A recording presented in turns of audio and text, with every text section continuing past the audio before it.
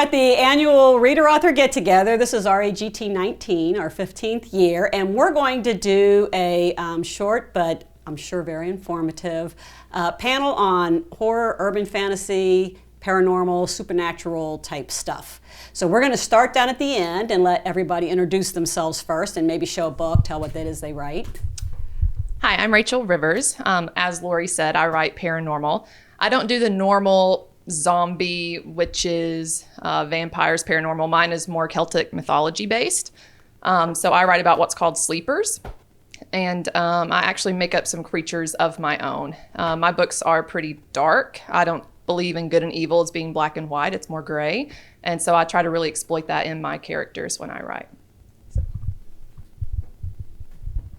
I'm Eric Asher, and I do write the typical zombies and vampires and werewolves.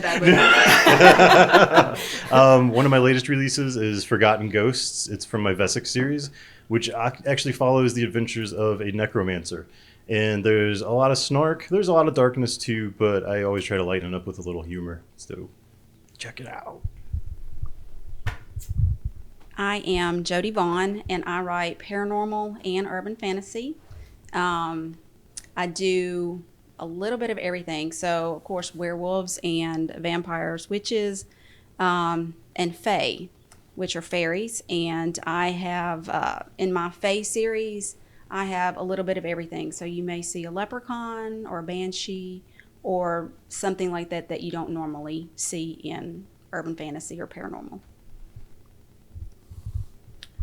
Hi, I'm Justin M. Woodward, and I write a little bit of everything. This is my more horror. I've got Tamer Animals and my more recent Rotten Little Things, which is a follow-up to Tamer Animals. Those are very deeply seated in the paranormal with a lot of real-life monsters as well, which is where I tend to put most of my horror. So, but I also have thrillers and things like that. So. I'm J.Z. Foster. I write the Witch Hunter series with a few other books. This is a supernatural horror comedy where sometimes the monsters are good guys and sometimes they're not. And I've got a very nerdy main character who's one of my favorite dudes to write. So there you go. Okay, I don't need this because I'm already mic'd. This is true. This is true. Yeah, I've already got my own little mic because I'm special. And so Jay-Z is my son. One of my favorite characters of his is the White that's in your book. So explain who the White is, and then, because that's my favorite, you don't get to pick your own favorite. Okay. And then each one of you, if you have a favorite monster, paranormal character or something, maybe say who that is, what it is, what book it's in, because I already know what the White looks like, but for those who don't, maybe describe the White. Well, it's this gnarly dude right here. He's got an insatiable hunger, and he's a monster, but he's kind of good. Some people think he has a moral compass. I don't really think so much. Moral compass. I'm the people that thinks that. Yeah, he's going through a transition of being like something that crawled out of hell to being kind of a good guy, I guess. So he says a lot of funny things just because he's confused with our world. He's confused with how our world works. So it's funny, I think. So do I think it's funny. I would say the most prominent supernatural character that I have would definitely be the Goat Man, which appears in Tamer Animals. And Jay-Z posted a picture of what he thought would be the Goat Man Yeah. on his, because I had never heard of a Goat Man. Well, Pretty neat. So long story short, I live near this place called Cohelee Creek Bridge, covered bridge. It's one of the few remaining covered bridges in the country. And so some people, there's myths about the Goat Man and things like that. And so I decided to put my own twist on it without doing too much research onto what's already out there. And then in Rotten Little Things, I kind of go into like where he came from and things like that. So Neat. Yeah. Now I'm very Scary curious stuff. about the Goat Man. That's awesome. Oh gosh. So that actually, him talking about that, I guess what's a very interesting character in my book is the Witch of Yazoo City. And I grew up in Mississippi, and she actually is in Yazoo City, Mississippi. Her grave is there, and there was a legend that she cursed the town, and when she died, she said, I'd come back in 100 years and burn the town down. And in 100 years, the town actually burned. So she has chains around her cemetery, and I actually put her in my werewolf series. And I knew a little bit of the history, and she never really had a name, so I got to name her in my book, which I thought was interesting. And you live near where this happens? I grew up. Because I would move. I grew up probably 30 minutes from where this happened. Yeah. Oh my goodness. So I took a lot of liberty with the legend, and she is very sarcastic. She's evil, and but I kind of think she could be redeemable. So I'm still playing with that character, but that's the one that's very memorable. Is she a main character? She's not. She's a secondary character that everybody either hates or loves or wants to have a better life. That's one thing that actually creeps me out is witches. Yeah. It's hard. So across all my series, I include a lot of history. So there's a lot of Civil War history, and I have some characters that lived through that, so we kind of get a perspective of magical people that lived through a time that was pretty horrible in our history. But there's also a lot of just general Missouri folklore that I like to dig into, and that's actually part of my Mason-Dixon series. And there is a character in that, it's a non-speaking character, but it's called a Gowrow. And what a Gowrow is it's almost like a kind of round dragon. I mean, that's the best way to explain it, but it's almost shaped like a soccer ball with a big, long, funky neck and weird spikes on its back. And it's actually straight out of Missouri folklore. Sounds like Pokemon something. No, it really is. And it, yes, like a little warble. And it's just one of those things, I kind of wrote it as if it was a dog. So it's this mythical creature that grows to be enormous, incredibly dangerous, but it loves people. So it's obsessed with apple orchards. You find them hanging out there. It doesn't really attack people. But when another monster attacks something that it loves, it kind of goes crazy, and it's a lot of fun to write. And it rolls over to them because it's... Wow, I have to follow that? I know. Okay. That was a lot of good stuff. Yeah, thanks, Eric. So my favorite character so far to write is Ava, and she is the heroine in my third book. And she was human, had no idea that a sleeper would inhabit her, because that's what sleepers do. They inhabit their hosts. And so she wakes up one day and she has this other living entity inside of her. And it's very bloodthirsty, and it's very dark, and it hates humanity, and it wants to kill everything. And so she has to constantly battle with trying to show this sleeper the good in the world. That sounds horrifying. Yeah, so that it doesn't. Yeah, because it does, and so she feels herself becoming bloodthirsty and wanting, and so it's this endless battle of trying to show the sleeper that humanity is redeemable and worth fighting for, and that she should be able to use all these powers for good. And I say good loosely. So yeah, it's just been really interesting and really fun to kind of play with that and see what am I going to let her get away with and what am I going to kind of rein her back in. And so that's the third one that's going to be coming out, and pumped about that. So yes. Yeah, that sounds fascinating. So let's find out the writing process. I think you said, are you the one that said you kind of make up all your own monsters? So who does research, who sort of makes it up, who bases it on something that they can easily find research on, or do they just go search for the most gruesome monster they can find, or what that process would be? Yeah, so I do a lot of research. I'm also a cop, and so I'll be on calls for service, and someone will, this is going to sound terrible, but someone who may be in a mental illness distress will say something, and I'm like, that would make a really good creature. That sounds terrible, and I don't mean it like that. It doesn't sound, but that's how a writer's mind works. Yes, but it sparks imagination. I'm like, that must be terrifying to live with that inside your head, and I'm sorry, but I can use that and maybe relate to other people. So for me, research is definitely involved, personal experience is involved. But when I research, I do try to find kind of what's dark, what I haven't seen in books before. And even if I find something that's been used before, I try to put my own spin on it to make it a little bit darker or a little bit lighter. But yeah, I do a lot of research, but I also rely very heavily on people I encounter every day. I did not know you were a cop. That's pretty neat too. That's why I don't mess with Rachel. Yeah. But it would be fun. So Rachel made a really good point, and that's putting your own spin on something. Because they say there's only like 7 major story archetypes, and that's kind of, it's all been done before. I don't know if I got that number right. But anyway, so I do a lot of research, especially for the Civil War stories and stuff that I do. If something occurs at a battlefield, I like to visit that battlefield and walk it and make sure when I say it took X amount of time to walk across the battlefield, it's not like, oh, that should have actually taken them 3 days, not 5 minutes, which has happened. You're not guessing because you've already actually walked it. And Google Maps is a lifesaver for that too, if it's someplace you can't physically travel. But for all of that, my characters will stay at bed and breakfasts. I'll go and stay at that bed and breakfast so I can describe it better. And I think the readers really appreciate that element of realness. Now, granted, if you're just making everything up from scratch, you just kind of incorporate the experiences that you've had into like, well, what would this place be like? And I really enjoy doing the research on things like that. Which would mean you'll have to eat a bag of hamburgers still in the bag and wrapping so you can see how the white handles it. True. Choke it down, paper and all. Yes, I do a lot of research. Actually, this book, I could not figure out where to set this book at. I wanted something a little isolated, and I did a motorcycle trip to Silverton, Colorado.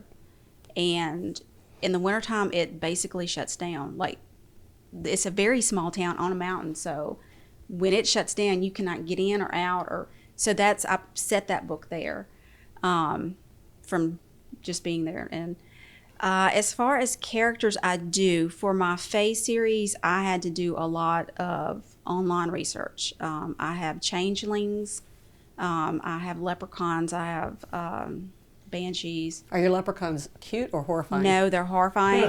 And so I've seen both. I did a little twist on it. So there's a scene they're trying to catch a leprechaun to get into the unseelie court. And so they had to figure out what a leprechaun loves to drink. And so everybody's like, oh, Irish whiskey. And I'm like, nope. A leprechaun would drink Goldschlager because it's got gold in the bottom of it. So I put that in the book. So I go down a rabbit hole when I start doing this research because I'm thinking I can pull this and twist this. So yeah, I do a lot of research. I would say when I'm trying to think of something horrific, I usually just do a lot of narcotics. No, you're totally I'm kidding. I'm kidding. He said Sudafed. No, I like to. Okay, so there's an adage. They say write about what you know about. So, especially with my horror stuff, it's all grounded in places that I've been. And those teenagers that went camping in those woods was me when I was in 10th grade with my friends. And, there's this kind of, what if? Because we just went out there camping in this secluded area with no weapons and paper thin walls. And so looking back on it, I'm like, that was pretty stupid, the way the world is now. So I think that I try not to write about anything I don't know too much about. So I'm going to try to work on expanding that. But like you guys have put in a lot of research and stuff. And I do that. Like we live in an age where I can go, I have a book, Candy, where they travel from Grand Rapids, Michigan, all the way to Las Vegas. And so, all I have to do is Google how long that takes to drive. I don't have to actually make that drive, but yeah.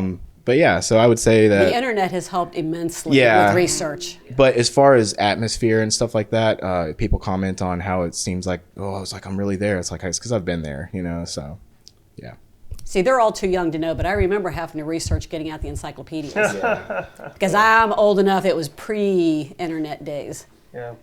Well, I definitely do research. I go from both sides. Like I did changelings in one of my books. I know you did changelings, but some of the folklore is like really weird. Like you put a stick out by the lake. So I went ahead and cut that part.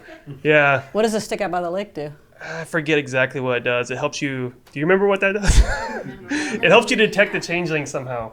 No sticks by my lake then. Yeah.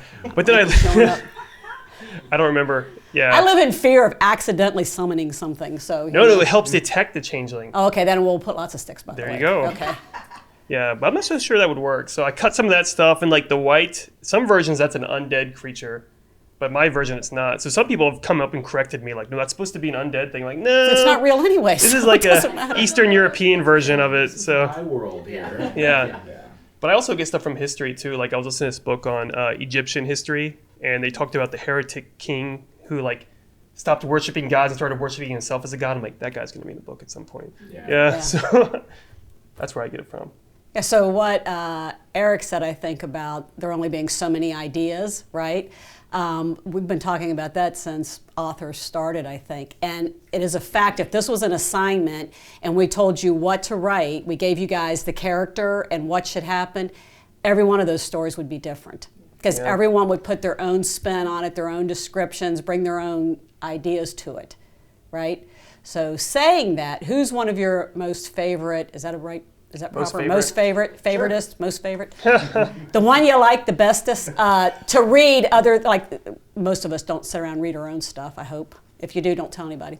But for your entertainment value, who's the author that you like to read? Like, I step completely away from romance quite often. Mm-hmm. I write contemporary, but I'll read historical, or I'll read Christopher Rice's Burning Girls series or something like that, just to get my head, away from what I'm doing. But I would think that I would read more monster stuff if I was writing monster stuff. So who's some of your favorite authors to read?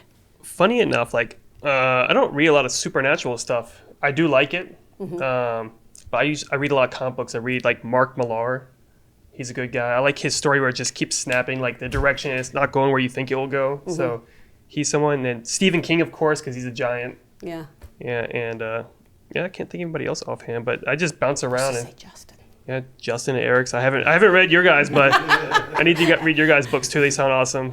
But yeah, that's it, I guess. Okay, good. Everybody reads Stephen King, so of course I like Stephen King. I read a lot of indie authors. Read a lot of friends of mine, but I would say I really enjoy like Kurt Vonnegut.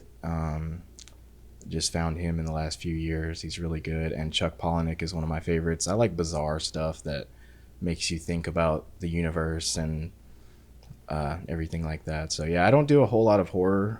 I do more sci-fi and general nihilistic stuff. So Gosh, that's a hard question. I'd like to narrow it down. I know. Well, right now I'm kind of going through a phase of not romance, not urban fantasy. The last book I read was, what was it called? When We Were Yours, and it was actually based on something that happened in the Tennessee Children's Home Society. And I was just like, that's crazy, because it actually really happened. Those things break my heart, though, when I know they actually did happen. I don't like to hurt me. Yeah, but this book had a good ending. Good. So I wasn't depressed for days. But no, Stephen King, Sherilyn Kenyon, I love her. Mm-hmm. Her Dark Hunters was the first thing that made me want to write. Yeah, she's phenomenal. Yes, it's too many to name. I mean, just everybody. I know, yeah. But I don't like to read. Sorry. Do it one more time. I try not to read a lot of paranormal or urban fantasy because I'm scared that it will seep into my books. Yeah. So I will do like a historical romance or something crazy. Mm-hmm. Just so. Kerrigan Byrne is amazing if you like historical romance. She's amazing. Geez, that's an impossible question. But it's not. It's so hard. So one of my favorites that writes a lot of epic fantasy is C.S. Friedman. Black Sun Rising was an amazing start to the Coldfire trilogy. I also really enjoy Tad Williams. Some of the authors I know personally, like Mary Mancusi, her Scorched series is amazing. She sold it to me by saying it's like Terminator but with dragons. And were they little round dragons? No, they were not little round dragons. I'm still hung up on the little round dragon. Okay. Yeah, I love my little round dragons. There's just so many. I also write steampunk, and there's an author. His name's A.J. Hartley. And his book is called Steeplejack, and it's amazing. Check that one out. It's really good. He's like a Shakespeare professor, but he writes fantasy stuff in his spare time. Sounds good. Yeah, he's awesome. All right, so in the fantasy genre, I guess the first trilogy I ever read was Anne Bishop's Black Jewels trilogy, and that's kind of what sparked my interest in that genre. Other than that, I really love the J.D. Robb In Death series because it's futuristic, so it's not. Sometimes it can be hard for me to read police procedural stuff, but because hers is set in the future, I'm not nitpicking every little detail about it, and I can actually enjoy it. So that's another author that I enjoy reading. So one of the RV interviews I did earlier was with Sheila English, and she was talking about a series she has, which I haven't read yet, but I'm definitely going to get it at the signing, Adam Frankenstein. It's a collection of short stories where Frankenstein's monster learns love, and one of them learns by getting a little dog compassion. It just sounded fascinating to me, and also of a somewhat paranormal, supernatural bent. So, sounds good, guys. Thank you so very much. I'm glad you're here. I think you've all been here before, except this is Justin's first year, right? Welcome. We call those people virgins. Thank you for having me. Just so you know. That's okay. All right. I spent most of my life being one anyway. All right. Thank you so much, guys. I appreciate you being here. Let's all wave goodbye to the camera.